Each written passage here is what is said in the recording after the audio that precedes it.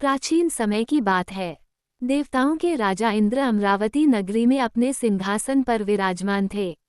उनके दरबार में अप्सराएं नृत्य संगीत से देवताओं का मनोरंजन करती थीं।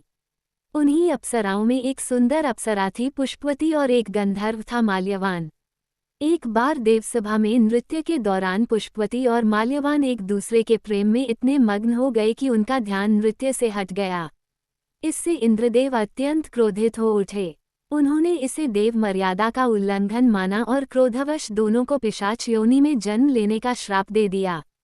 इंद्र के श्राप से दोनों तुरंत ही हिमालय पर्वत की कठोर और निर्जन घाटियों में पिशाच बन गए। वहां वे भयंकर कष्ट भोगने लगे।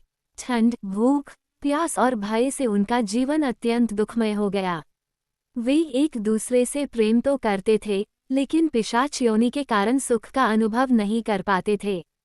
एक समय की बात है, माघ मास की शुक्ल पक्ष की एकादशी, जिसे जया एकादशी कहा जाता है, उस दिन अनजाने में ही दोनों ने कुछ भी भोजन नहीं किया। न तो उन्होंने किसी का अन्न छीना, न ही कुछ खाया। उस दिन उन्होंने केवल पीड़ा में कराहते हुए एक दूसरे का साथ निभाया और पूरी रात जागते हुए काट दी। इस प्रकार अनजाने में ही उनका एकादशी का उपवास और जागरण हो गया। द्वादशी के दिन अचानक एक अद्भुत चमत्कार हुआ। दोनों पिशाच योनि से मुक्त होकर अपने दिव्य गंधर्व और अप्सरा रूप में लौट आए। आकाश से दिव्य पुष्पों की वर्षा होने लगी। वे तुरंत देवराज इंद्र के पास पहुँचे।